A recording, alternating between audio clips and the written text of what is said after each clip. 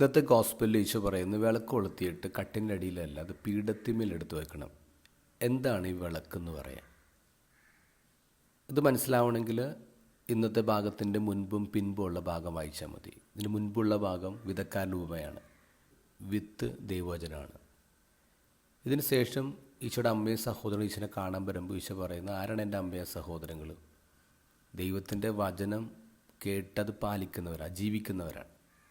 അപ്പം മുമ്പും പിൻപും വചനത്തെക്കുറിച്ച് പറയാം. അപ്പോൾ എന്താ വിളക്ക്? വിളക്ക് ദൈവവചനമാണ്. Pay attention to what you hear എന്ന് ഈശോ പറയാം. നിങ്ങൾ ശ്രദ്ധയോടെ കേൾക്കണം. കേൾക്കുന്നത് വചനമാണ്.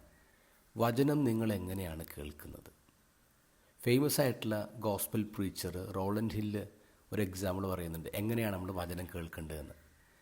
അദ്ദേഹം പറയും, നിങ്ങൾക്കൊരു റിലേറ്റീവ് ഉണ്ട്, ഇമ്മൻസ്ലി റിച്ചാണ് ആ മനുഷ്യന്, ഒരുപാട് പ്രോപ്പർട്ടി ഉണ്ട്, എസ്റ്റേറ്റുകളുണ്ട്, ബാങ്ക് ബാലൻസ് ഉണ്ട്. അപ്പോൾ അതുകൊണ്ട് നിങ്ങൾക്ക് നല്ല ബന്ധമാണ്, നിങ്ങൾ അയാൾ ഒരുപാട് സഹായിച്ചിട്ടുണ്ട്.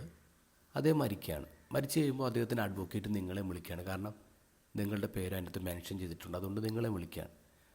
അപ്പോൾ അഡ്വക്കേറ്റ് ഈ വിൽപത്രം വായിക്കുമ്പോൾ നിങ്ങളെന്താ ശ്രദ്ധിക്കുന്നത്?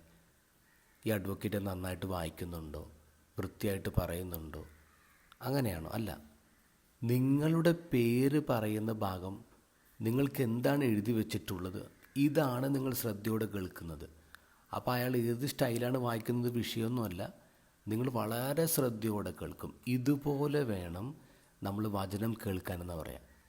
നമ്മൾ ചിലപ്പോൾ വചനം കേൾക്കുന്നത് ആ പറയുന്ന ആളുടെ സ്റ്റൈൽ, അയാൾ ഉപയോഗിക്കുന്ന ഭാഷ, അയാളുടെ വേഷം, അതൊന്നും അല്ല വിഷയം. എന്താണ് അയാൾ പറയുന്നത്? അയാൾ എങ്ങനെയാണെന്നുള്ളതല്ല, എന്താണ് അയാൾ പറയുന്നത്, അതാണ് ഈശോ പറയുന്നത്. നിങ്ങൾ ശ്രദ്ധയോടെ കേൾക്കുവിൻ. അയാളുടെ വേഷമോ അയാളുടെ സ്റ്റൈലോ അയാളുടെ ഭാഷയൊന്നുമല്ല അയാൾ പറയുന്നത്. Word of God.